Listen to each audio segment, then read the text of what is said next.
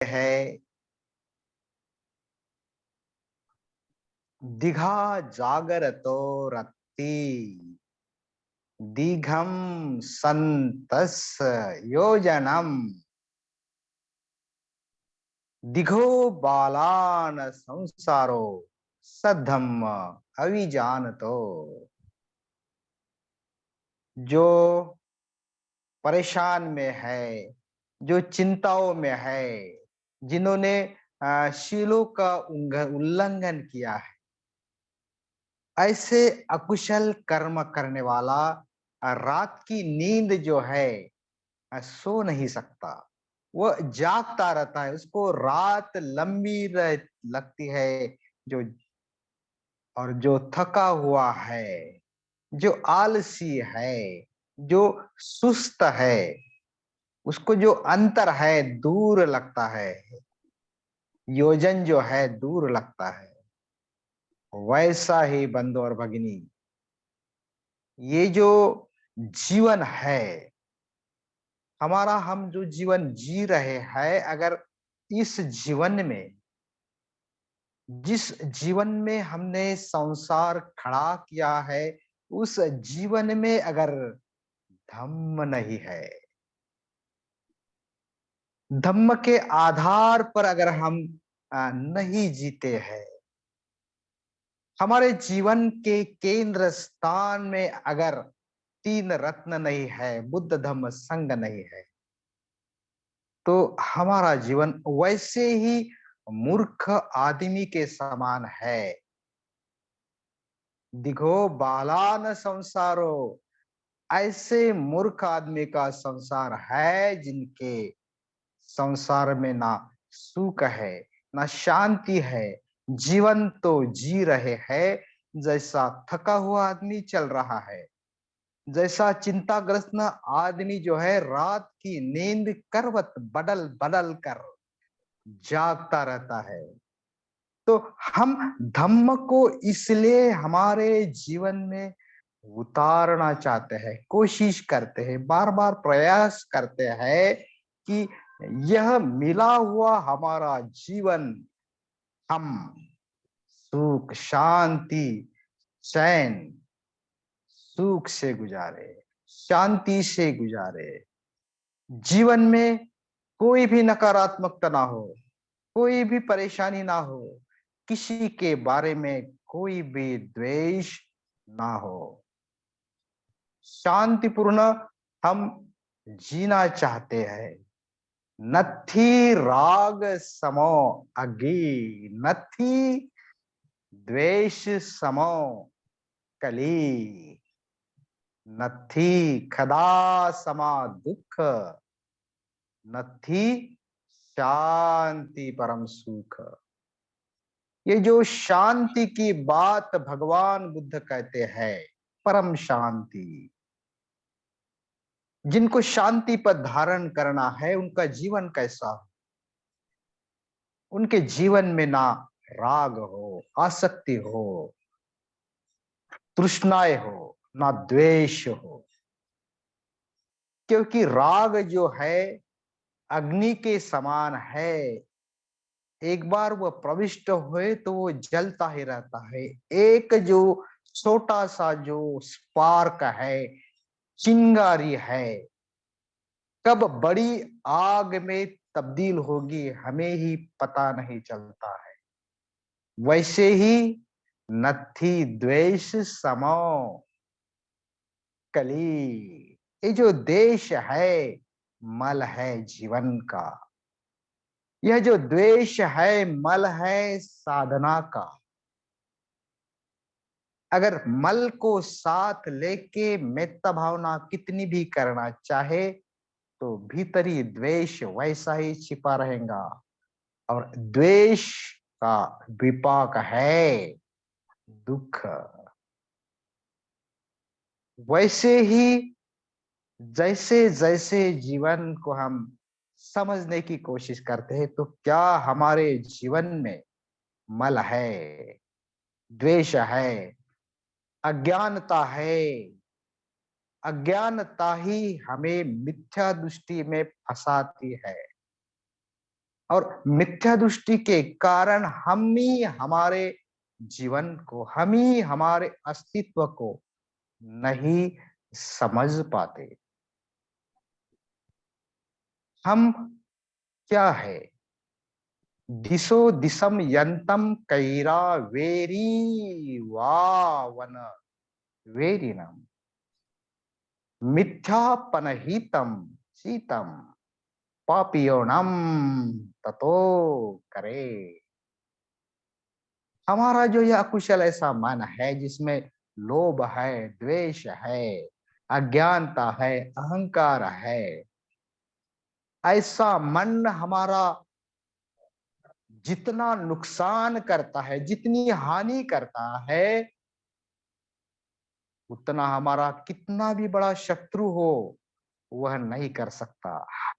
तो यह जो क्लेश रूपी हमारा मन है वही हमारा शत्रु है। इस शत्रु को पहचानिए, और इस पहचानने की जो शक्ति है ध्यान साधना देती है, चिंतन देता है। न माता पिता कैया, न माता पिता कैया ये वापी च नात को समा पनहितम चित्तम से सोनम ततो करे। न माता पिता, न रिश्तेदार, न भाई बहन, जितना हमारा भला कर सकता है उससे ज्यादा हमारा जो विकसित मन है, हमारा जो ऊंचा जागृति वाला चित्त है, हमारी खुद की भलाई करता है। इसीलिए तो हम चित्त जागृति के विकास के लिए साधना करते हैं। हमारे चित्त की जागृति जो है हमारे हर दिन के सराव से बढ़े। हम जो इंद्रियजन्य जागृति के स्तर पर है, अनुभव करते हैं, आंखों से देखते हैं, कानों से सुनते हैं, जिह्वा से स्वाद लेते हैं, अगर यही बातें इंद्रिय जगत, इंद्रिय द्वारा हम सुख लेते हैं, आनंद देते हैं, सुख यह आध्यात्मिक जीवन की कोई बुरी बात नहीं है, लेकिन उस सुख में, उस वेदनाओं में हम कब फंस जाते हैं हमें ही पता नहीं चलता है। हम बह जाते हैं तृष्णा की ओर, उपादान की ओर, और भाव जन्म, फिर से पुनर्जन्म, जन्म मरण के इस भव चक्र में गिरते घूमते फिरते हम इस दुख सागर में, इस भव सागर में बार बार जन्म लेते हैं और मरते हैं। तो यह जो बात है सत्यता से हम समझते हैं। जब जागृति की उच्च अवस्था हम निर्माण करते हैं तो सत्य दृष्टि हमारी विकसित होती है, मिथ्या दृष्टि निकल जाती है। मिथ्या दृष्टि से हम गलत हमारा चश्मा पहनते हैं, और आंखों से गलत चश्मों के कारण हमें गलत बातें नजर आती है। अगर हमारा चश्मा जो है धुंधलापन है, उसमें अलग अलग कलर है, तो वैसा ही बाहर की दुनिया हमें दिखेगी, वैसे ही हमें हमारे जो पड़ोसी है, रिश्तेदार है, मित्र है, वैसे ही नजर आए। और हमारी दृष्टि संकुचित होती है मिथ्या दृष्टि में, हम दूर दूर तक नहीं देख पाते, विशालता नहीं देख पाते। जो आप पर भेद है उसे नहीं समझ पाने के कारण समता भाव, एकानुभूति का भाव नहीं देख पाते। और इसी कारण ये जो समता है, स्वतंत्रता है, बंधुता है, यह जो बहुत महत्वपूर्ण जैसे मूल्य बाबा साहब ने हमें दिए हैं, उन्हें ही नहीं समझ पाते। ये जो बाह्य जगत की स्वतंत्रता है, भौतिक स्वतंत्रता है, उतनी ही हमें नजर आती है, लेकिन हमारे मन के भीतर की स्वतंत्रता है, मन के विमुक्ति का जो अनुभव है, आनंद है, उसका जो स्वाद है, वह हमें नहीं समझ आता, नहीं चख पाते, क्योंकि हम इंद्रिय के स्वाद में ही फंसे रहते हैं। उनके परे जो आध्यात्मिक स्वाद है, लोकोत्तर का स्वाद है, जो अंतर्दृष्टि से, अंतर्दृष्टि विकसित होने से, बुद्धोगामी मार्ग पे जैसे जैसे हम आगे बढ़ते हैं, जैसे जैसे हम प्रीतियों का, प्रशब्दियों का अनुभव लेते हैं, फिर सुख एकाग्रता का अनुभव लेते हैं, और चीजों को जैसा है वैसा यथाभूत ज्ञान दर्शन से देख पाते हैं। तो जैसा है वैसा देख पाने के लिए हमें चिंतन मदद करता है। चिंतन ही है वह मनुष्य का विशेष ऐसा स्वभाव गुण है। इस जगत में, दुनिया में कई सारे प्राणियां हैं, सभी का जीने का उद्देश्य बस इंद्रियों की पूर्तता करना है, खाना पीना, आराम, सोना, लैंगिकता, फिर से बच्चे पैदा करना, फिर से मृत्यु होना, फिर से जन्मना। मनुष्य ही है जिन्हें भावनाएं है, वह भावनाएं विकसित कर सकता है। मनुष्य ही है जिन्हें मन है, वह मन विकसित कर सकता है, वह विचार कर सकता है, सोच सकता है और कल्पना कर सकता है, जिन कल्पना के द्वारा कई सारे शोध, संशोधन वो विकसित कर सकता है। मन का शोध साधना से आता है। मन के भीतर जैसे जैसे मन की गहराई में हम देखते हैं, हमारे मन के भीतर जो दबा हुआ जो दूसरा मन है, जो अजागृत अवस्था में छुपा पड़ा है, उस मन को साधना से हम ऊर्जा देते हैं, गति देते हैं, जागरूक करते हैं और भावनाओं को विकसित करते हैं। कोनु हासु किमानंदो नीचंग पज्जली तो सती। हम जीवन तो जी रहे हैं, हंसी खुशी मजाक आनंद, यह भौतिक इंद्रिय का आनंद है, वह अनित्य है, क्षणिक आनंद है। चाहे हमारे हर इंद्रिय के संपर्क में कोई भी चीज आए, उनके स्पर्श से जो वेदनाएं है, हमें तत्काल केवल सुखद ही अनुभव आती, लेकिन तुरंत वह बदलती है, वह अनित्य है। उस वेदनाओं को समझना यह साधना का उद्देश्य है, चिंतन का उद्देश्य है।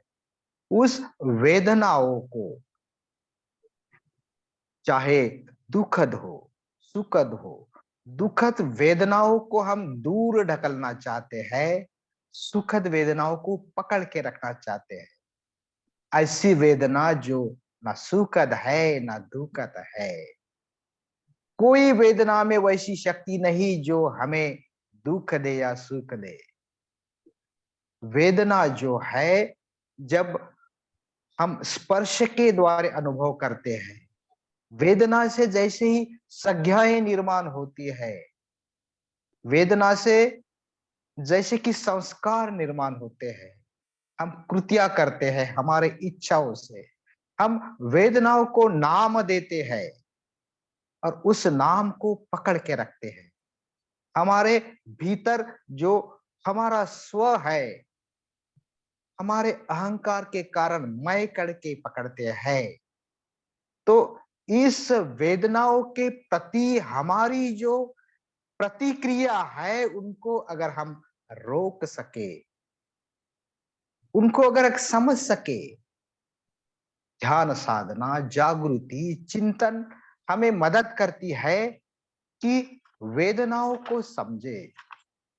असली जो धर्म है, धम्म है, वेदनाओं के गुण विशेषताओं को समझना है और वेदनाओं की प्रतिक्रिया और प्रतिसाद जिनसे भावनाएं निर्माण होती है, जिनसे हमारे संस्कार जुड़े होते हैं, हमारे इच्छाओं से जो संस्कारों के कारण हम कर्म करते हैं, अगर वह कर्म हमारे कुशल मानसिक अवस्था से निर्माण होते हैं, तो उसका विपाक जो है सुख है।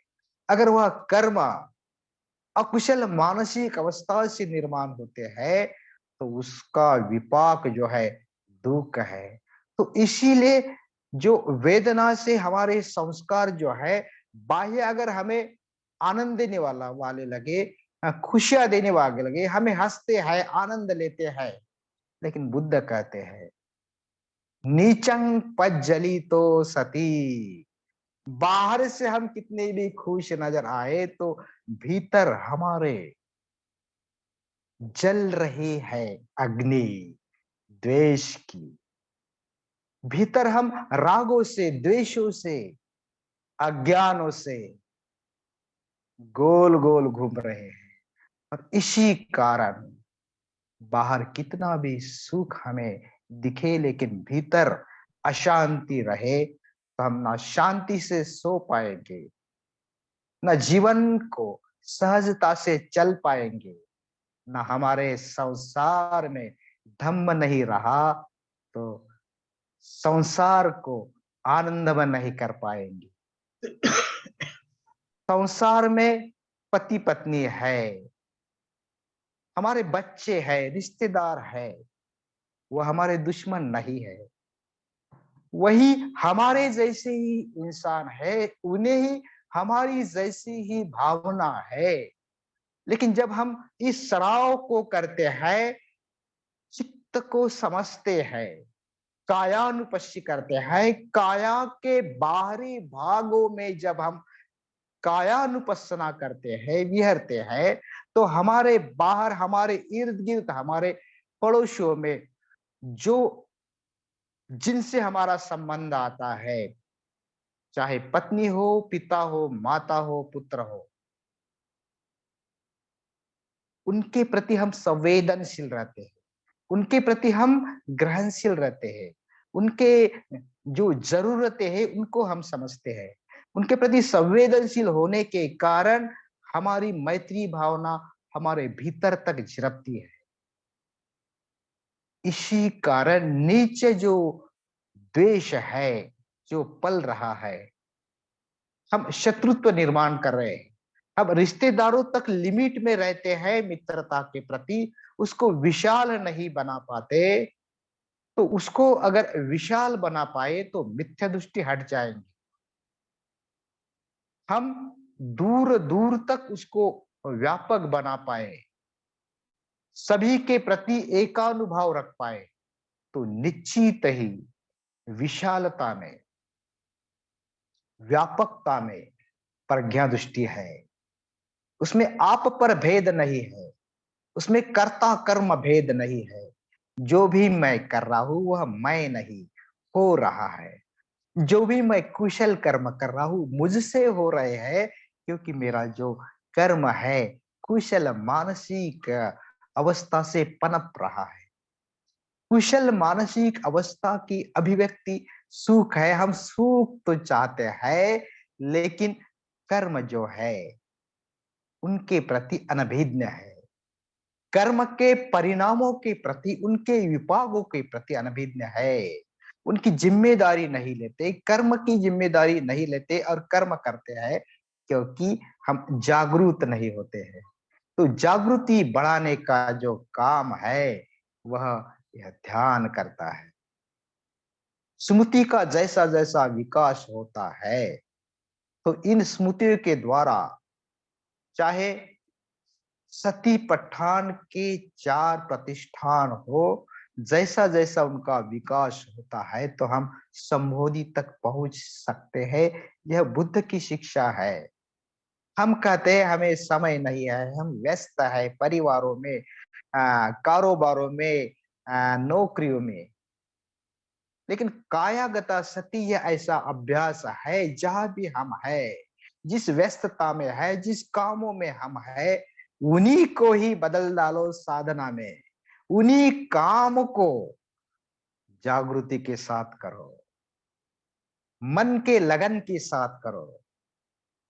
अगर घर में बर्तन भी मांजना हो, खाना भी पकाना हो, कितना भी काम हो, हम अगर हमारे मन में ऐसा भाव निर्माण करते हैं कि मैं कर रहा हूँ, कर रही हूँ, मुझे ही करना पड़ रहा है, कोई मुझे मदद करना नहीं आता है, या बहुत सारा काम है, बहुत सारे ठंड में या धूप में या परेशानी में करना पड़ रहा है, कोई भी काम जो है, हम किस मानसिक अवस्था से कर्म को करते हैं, उस पे उस कर्म का विपाक अवलंबित है।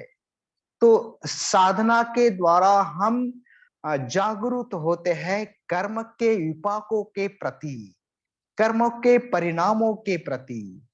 यह शिक्षा जो है इस सतिपट्ठान से आती है, इस साधना से आती है। तो यह ऐसा कर्म करे जिस कर्म के विपाकों से पछताना ना पड़े।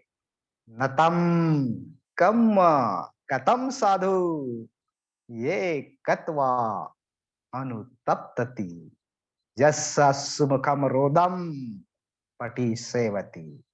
ऐसा कर्म ना करे जिस कर्म के परिणामों को रोते हुए भुगतना पड़े। तो अगर इस बात को हम समझते हैं तो जागृति पूर्वक हमारे कर्म होते हैं, कुशल मानसिक अवस्था से हम कर्म होते हैं, कर्म करते हैं। तो इसी कारण हम ऐसे मनुष्य है, हमें धम्म की राह मिली है, धम्म का मार्ग मिला है। हम प्रतिज्ञाबद्ध हुए, हम कोई धम्म मित्र है, कोई धम्म सहायक भी हो, तो भी हम हर दिन के इस साधना के द्वारा कमिट होते हैं। हम पूजाएं करते हैं, हम वंदन करते हैं, तो शरणगमन से हम बंधे होते हैं, कमिट होते हैं, दृढ़ संकल्प होता है। तो हम हमारे कर्म बुद्ध धम्म संघ की शिक्षाओं के ढांचाओं में करें और जीवन में सुख शांति का लाभ ले। तो इसी कारण हम इंसान अन्य प्राणियों से अलग है, क्योंकि हम सोच सकते हैं धम्म के बारे में, चिंतन कर सकते हैं, विकास कर सकते हैं। तो चिंतन करना यह ऐसे मनुष्य का स्वभाव है जो शब्दों के अर्थ के गहराई में जाके सोचता है, चिंतन करता है, उनको जीवन में उतारने के लिए प्रयास करता है। धम्म ऐसी बात है जिन्हें पकड़ना होता है, जिन्हें तभी हम भीतर उतार सकते हैं, उन शब्दों में हमारी भावना मिला सकते हैं, केवल ऊपरी शब्द नहीं। धम्म शब्दों से परे है। बुद्ध 2500 साल से हमें कह रहे हैं, हम सुन रहे हैं। बुद्ध का काया का अस्तित्व नहीं है, उनकी निर्माण काया नहीं है, लेकिन उनके मुंह से जो शब्द है, सालों साल से, चाहे धम्म पदों से हो, उनके उदाहरणों से हो, उनके सुत्त से हो, हम सुन रहे हैं। बुद्ध ना बोले बहुत कुछ कह रहे हैं। बोलने की बात नहीं, धम्म पकड़ने की बात है, जीवन में उतारने की बात है। जब तक हम चिंतन नहीं कर पाते, उन शब्दों को पकड़ नहीं पाते, जीवन में उतार नहीं पाते, हमारा भावनिक अंग उनमें मिला नहीं पाते। शब्द तो केवल छोटे हैं, लेकिन उनको जीवन में ढालना पूरी जिंदगी खर्च होती है। कोई भी बात हो, मैत्री विकास हम करते हैं, मैत्री भावना विकसित करते हैं, आनापान सति विकसित करते हैं, तो समता ध्यान के द्वारा हम स्थिर और शांति समता का अनुभव लेते हैं। स्थिर शांत जब तक नहीं होते, उस स्थिर शांत जल में, जैसे कोई तालाब स्थिर शांत हो और उसमें कोई छोटा सा कंकर गिर जाए, सब जो लहरिया है, जो गोल गोल दूर दूर तक फैलते फैलते समा जाती है इस जल के भीतर। हमारे दिल के, मन के, चेतना के, जब तक वह स्थिर शांत नहीं होती, समता भाव विकसित नहीं होता, तो बुद्ध के जो शब्द है उनके भीतर कैसे उतारे? तो उसे भीतर उतारने की कला जो है, इस साधना से, इस सतिपट्ठान से, इस ध्यान से और चिंतन के द्वारे निर्माण होती है। और वही हम आज प्रयास करने वाले हैं, क्योंकि हम विशेष ऐसे इंसान है, विशेष ऐसे धम्म के प्रति कमिटमेंट हुए ऐसे साधक है। तो हम ध्यान की ओर बढ़ते हैं, चिंतन की ओर बढ़ते हैं। तो चिंतन का विषय बड़ा है, तो हम 2 भागों में उसे विभाजित करने वाले हैं। 10 चिंतन को आज 5 चिंतन लेने वाले हैं। तो यह जो चिंतन का